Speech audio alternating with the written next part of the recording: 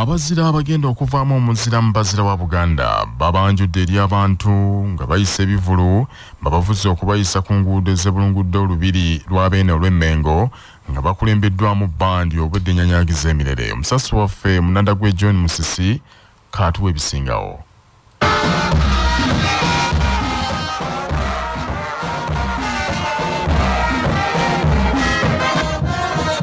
Bandi yekubibwa yekulembedde abazira abasunsula okuva mu bazira enkaaga abatambuzibwa okuyingizibwa mu lubiri. Abazira bano basoose ne bayingira munda mu lubiri wabula oluvannyuma ne baggyibwayo okwongera okulagibwa abantu ba Kabaka abakwatiridde ku nguudo ez'enjawulo ezeetoolodde enguudo zonna ezeetoolodde olubiri lwa Ssaabasajja Kabaka, era nga abazira bano bali mukaaga mwe mugenda okulondebwa omuzira mu bazira agenda okunywa mu bannaakendo.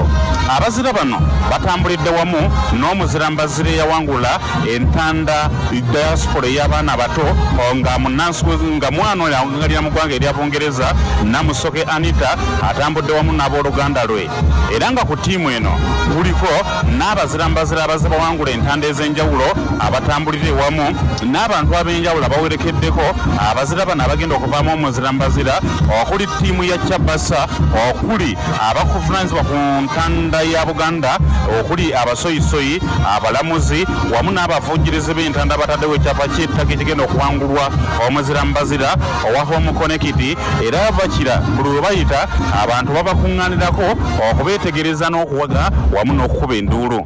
Ku lwa 88.8 CBS FM Radio lwa Samayinja mu nnanda gwe Musijjoni mu nkuuka Vimba. Omu ku bali mu nteekateeka y'enkuuka omukulu Godfrey Malebusolo ategeezezza nti abameganyi n'abasoyisoyi okutwalira mbeeteeseteese bulungi. Abasoyisoyi, abameganyi, abasazi oba abalamuzi bamaze okweteekateeka, era kati wetwogerera tufuluma ekizimbe Masengere tugenda mpolampola tuseeyeeya tutuuke ejo tugenda okukolera omukolo guno oba kugenda okumeganira. Tugenda kuyita ku Wankaaki tuvaawo tugende mpolampola tutabeka stage yazimbiddwa y'omulembe, era zinaagenda okuwera essaawa omukaaga gwennyini tujja kuba tutandise, naye ng'enteekateeka etambula bw'etyo. Mu kiseera kyekimu Omulonkato Dennis naye ali munda mu lubiri era katuwa ekigenda mu maaso. Bw'owulira bino ng'obwesedde n'obwesedde bw'abantu ba Ssaabasajja Kabaka okuva mu buli nsonda ya Uganda bw'atandisedde okuyingira wano mu lubiri lwa Ssaabasajja Emmengo mu nkuuka ya Kyabasa Vimba 2022 olunaku olwaleero okumalako omwaka ne maaso moogi mu lubiri lwe Emmengo. Mu kiseera kino abantu ba Ssaabasajja Kabaka bali mu kusanyusibwa era nga gye buvuddeko dakiika ng'emu yokka emabega wabaddewo okusanyusibwa okw'enjawulo okuvudde mu basajja ba Ssaabasajja Kabaka okuli Sendege Muhammad Byaye ne Lukenge Sharifu nga bayimbira abantu ba Beene mu lubiri wano.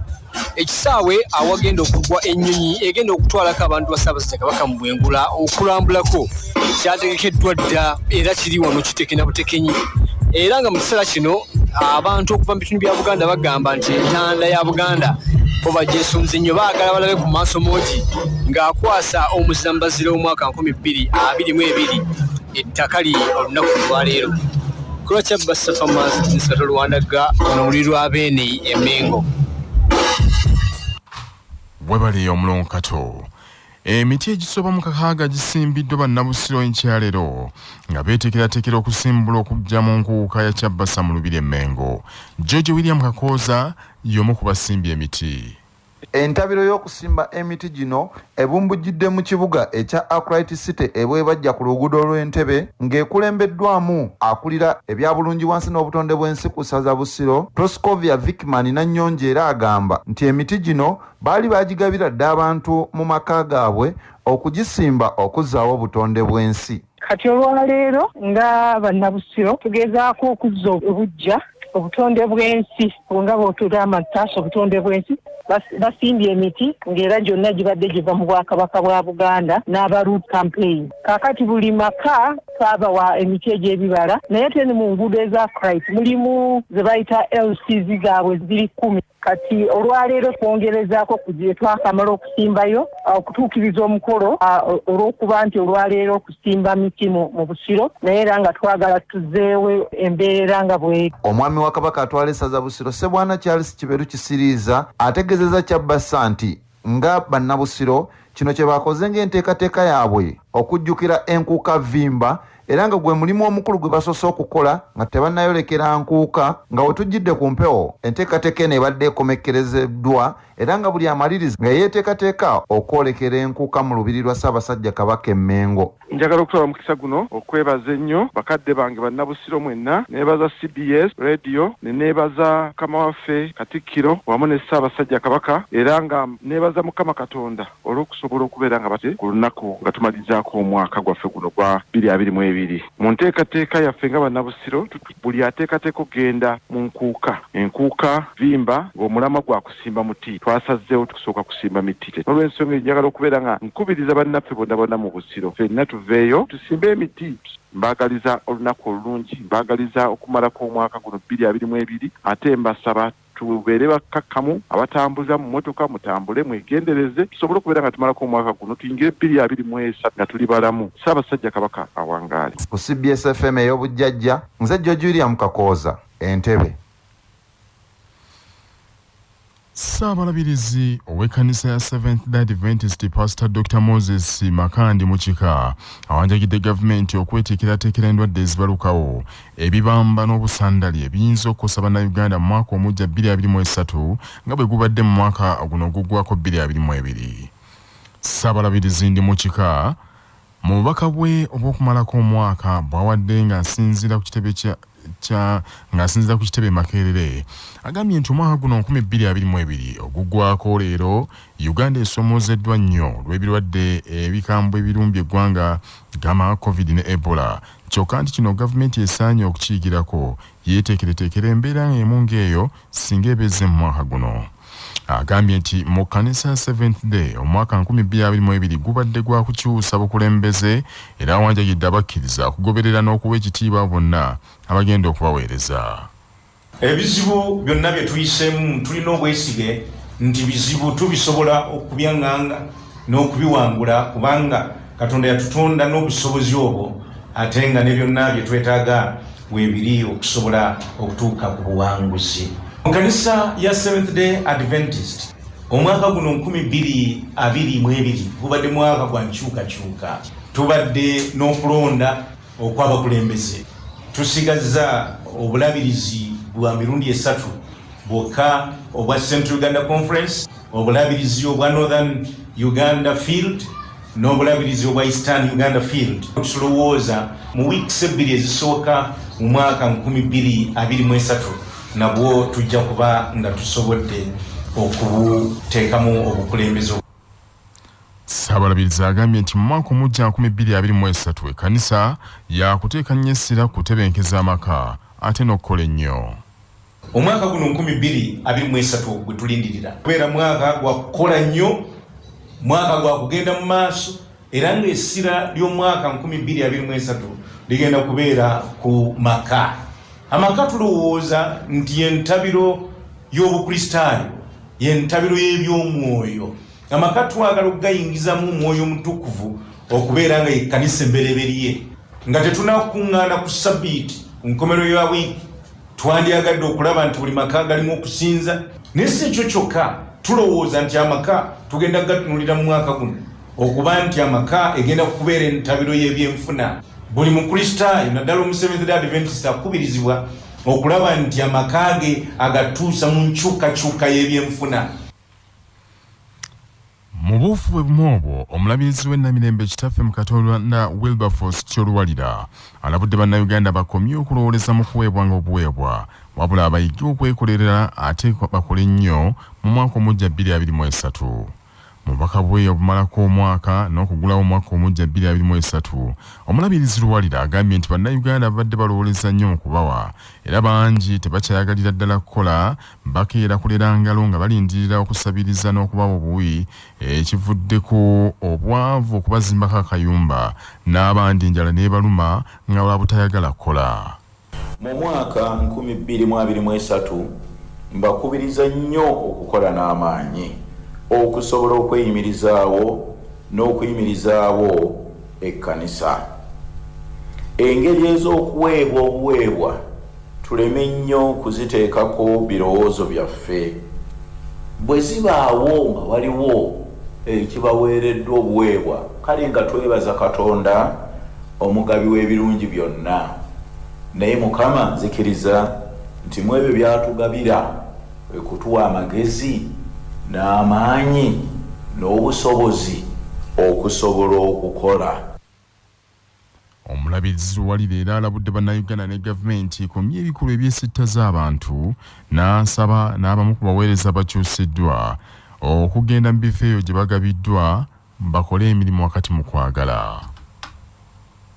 Njagala okwagaliza abo bonna bagenze mu bifo eby'enjawulo Katonda okubakuuma n'okubalabirira era n'okubawa amaanyi n'okwolesebwa ku ebyo byabalaga okukola wamu n'abakristaayo ab'omu bifo ebyo bye baweerezebwa.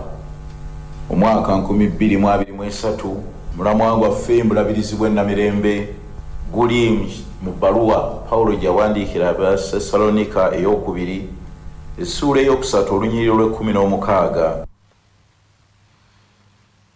Bwe tugendako mu bizinga by'Essese abatuuze abasoba mu 1500 ku mwalo gw'Ekisaba mu ggombolola y'Ekyamuswa mu bizinga by'Essese batabukidde nnyo ssentebe w'omwalo ogwo Sepiriano Kiyini olw'okulemesa enteekateeka y'okuzimba omwalo oguyita ku mwalo ogwo ate nga gubadde gubaleetera endwadde. Omwalo ogwogerwako kuva waggulu ku jjinja ku kizinga Bukasa ne guyita ku mwalo ogwo nga gubadde guleeta endwadde e Bukasa era endwadde ziva ku bujama gamba ng'obulwadde bwa typhoid, bilharzia n'endwadde endala. Gubadde gumaze ebbanga ddene nga teguzimbwa era omubaka wa paalamenti omukyalo wa disitulikiti y'e Kalangala Helen Nakimuli yawoma omutwe mu nteekateeka y'okuguzimba. Ekyajja abantu b'okumwalo gw'Ekisaba enviiri ku mutwe kwe kuba nti newankubadde omubaka Nakimuli yeewaayo okuzimba omwala guno ate ssentebe ku kyalo ekyo Sepiria Kiyini yebikozesebwa byonna yali abikweka nga n'abazimbi tayagala kubasasula abantu bagambye nti alemesa nkulaakulana. Abatuuze bakulembeddwa mu mukiise waabwe ku disitulikiti Joshua Wafumbwa ne bategeeza nti baagala n'okumanya ensimbi ez'ekyalo ez'ebitundu 25 ku buli 100 eziweebwa okuva mu musolo we basolooza gyonna gye ziraga n'ekyezikola kuba kati babanja akadde kalamba n'emitwalo 20 ezitaliiko kyezikoze. Baatuwaawo Ekisaba baabawa $1,200,000. Lwaki tetugula amayinja n'omusenyu? Omubaka atuwa buwileba abasajja abo mwami Kiyini ne banne balinga 3-5 ne bayo ne bagamba nti bw'aba yatugamba omwala byonna abikole. N'agamba nti 25% alina kugenda ku kitawuluzi. Naye nkugamba nti n'essawa ya leero naye waliwo enteekateeka eŋŋenderere to sabotage any developmental idea ejja mu community ng'eyo.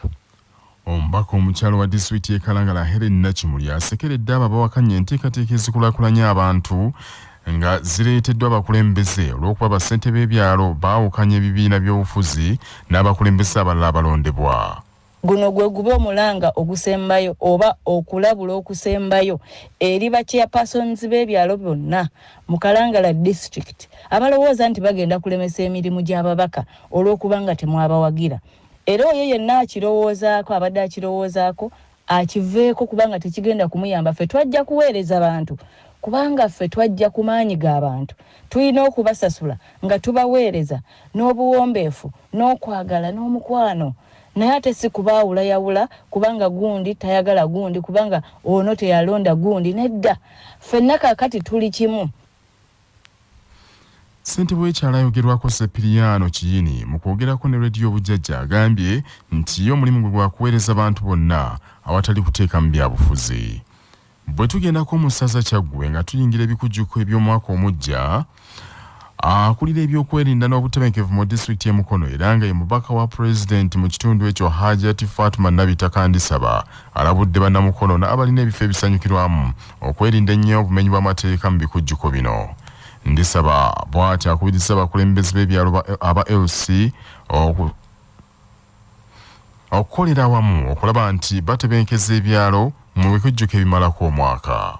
era nsaba okwongera okukubiriza aba LC1, 2 ne 3 okumanya nti mmwe mukulira security mu byalo byammwe, mwongere okubeera n'amaanyi, mwongere okubeera nga muli ku ground, mwongere okusensitizinga abantu baffe nga bwe basanyuka ne bakimanye nti era obutemu mu ggwanga bukola ki mwebuli. Mu ngeri emu ndisaba alabudde bannyini bifo ebisanyukirwamu obuteetantala kutulisa biriroliro nga tebaweereddwa lw'okusa. Wadde celebrations weziri naye buli agenda okikola mu kifo kye, wandiikira DPC, wandiikira RDC ne security committee ku approving mukyo nga tugenda ku deployinga mu kifo awali ebikujjuko ebyo, twaze buli muntu ayingira okusobola okutaasa abantu baffe abagenda okucakalira mu bifo byammwe. Ekyokubiri, teri kwokya bipiira.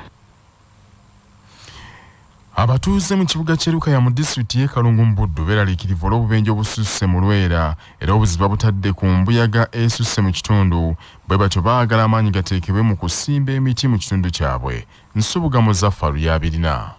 Bannalukaya bagamba nti obubenje obususse ku luguudo lw'e Masaka naddala mu Lwera okusinga buva ku mbuyaga ennyingi eri mu kitundu kino. Kabaala Peter ono nga ye ssentebe w'abasuubuzi mu kitundu kino eky'Erukaya agamba nti gavumenti eya wakati ne Mmengo basaana bakwatire wamu n'abatuuze mu kitundu kino eky'Erukaya basimbe emiti mu Lwera gikendeeze ku mbuyaga. Lwera tufuna omuyaga okuva ku nnyanja kuba Lwera talimu miti nga nsa tusimba emiti ow'omu mbuga ddamu ow'omu mbuga tusaba otusakira emiti. Bank of Uganda etuwe ssente tugule emiti tusimbe Lwera mpaka Buganga saidi ne saidi kubanga zinange nali nfiiriddemu tonza kuvuga mmotoka mu namba 5 ng'oli mu Lwera omuyaga gujja kati fabe Lubumba Kirutente tosasobola kulya Kasooli naku mu mwezi ogw'omusanvu nabeera wansi ng'agudde omuyaga. Tusimbe emiti saidi ne saidi okuva Erukaya mpaka ne Byewanga tutaase akabenje kagwa mu Lwera. Lwera tali mugamba nti n'emmotoka zino bagala bulumbaganyirwa mpewo tosobola kubanga ova Masaka nosaba akabenje nga kali ku ddyo era kabeera ku kkono kiyaga gyetwale motoka. Ebyo nga bikyali awo bannakalungu nga bali wakati mu keetereekerera ak'okumalako omwaka guno okuyingira omujja, poliisi mu bbendobendo ly'e Masaka esabye bannakalungu okusanyuka mu mbeera enzikakkamu baleme okufuna ebizibu. Kasirye Twaha akola ng'omwogezi wa poliisi mu bbendobendo ly'e Masaka ategeezezza nti wadde poliisi mu kitundu kino netegefu okuwa obukuumi abatuuze kyokka nti nabo basaana okuyambako poliisi mu kukuuma emirembe. Abatuuze b'e Kalungu Greater Masaka yenna tubakubiriza okwekuuma mu nnaku zino enkulu kubanga twetaaga n'okubasanga n'okubanga tulina mu mwaka ogujja, so tubakakasa nti security eri tight. Tulaba patrollers abalawuna ebyalo tubakakasa nti security eri tight. Mukyakale n'obuvunaanyizibwa abadigizze abavuga ebidduka accident mulala zeeyongedde mukimanye nti obulamu kikulu nnyo, so tubaagaliza omwaka omupya ogw'essanyu n'emirembe ate n'okukola. Ku lwa CBS radio y'obujjajja Nsubuga Muzaffaru e Kalungu mu Buddu. Abavubuka abataayaya basattiza abazadde e Kasanda Sebufu baana ba Kintu Kagatuwe. Abazadde mu ggombola y'e Kasambya mu disitulikiti y'e Mubende emitima gibali ku mitwe olw'abavubuka baayiriddwa mu kitundu kyabwe abe bagamba nti baabulabe nnyo eri abaana baabwe naddala ab'obuwala. Nakayiza Evelyn Ngone mukiise ku lukiiko lwa disitulikiti y'e Mubende akiikirira eggombola eno y'e Kasambya ategeezezza nti agavubuka gano agali ku kyalo kyabwe agataayaaya gabadde galeeteddwa okukola omulimu ogw'okuzimba eddwaliro lya Kasambya Health Center free, naye ekyennaku eyabaleeta yasuddewo kontrakiti n'adduka mu kitundu n'abalekera agavubuka gano. Ono annyonnyodde nti bagasanga gataayaaya era nga gagenda gatigomya obwana bwabwe obuwala ku kitundu, era bwe bagabuuza ebigakwatako bategeeza kimu go tegalina biwandiiko byonna nti naye baaleetebwa oyo eyali azimba eddwaliro lino eyabasuulawo n'abaleka mu kitundu. Wano we basinzidde ne bawanjagira bekikwatako okubataasa ku bavubuka bano abataayeeyeza ku kyalo nti kubanga baabulabe nnyo eri obulamu bwabwe naddala mu kiseera kino eky'ennaku enkulu, ng'era nti bano bavuddeko n'obubbi okweyongera mu kitundu kino, ekintu kye bagambye nti kibatadde ku bunkenke. Abaana ab'obuwala naddala mu luwummula luno abazadde beeraliikirivu ekyamazima kitumanyi kyakuzaako. So nze nangisabye gavumenti yaffe omwami oyo akangavulwe kubanga ekintu kye yakola ekikolwa kye yakola ekyokuleeta abantu betamanyi gye baava n'abaleeta n'abasuula ku sayiti tukivumirira ng'abakulembeze, kitukoze bubi nnyo nnyo. Obasanga batambula ekiro n'emisana tolina kyogenda mubuuza, talina nnanga muntu, talina kimwogerako kyonna, naye ng'agamba kimu baatuleeta kukola naye kontrakita yatuggako. So nsaba ensonga eyo ekwatibweko n'obwegendereza. Tewali wezirabikira yadde oba zaakolako kino oba zaakolako kiri. Naye nga ye mu kumaliriza agamba first phase yaggwa, then yeetaaga ssente endala atandike second phase. Naye first phase eyaggwa bw'otuukawo ekyamazima byennyamiza. Ssebuwoofu baana ba Kintu Kironde, CBS FM Mubende. Bannaffe n'ekyo ge mawulire okuva mu bitundu bya Buganda mwebale nnyo okuwuliriza.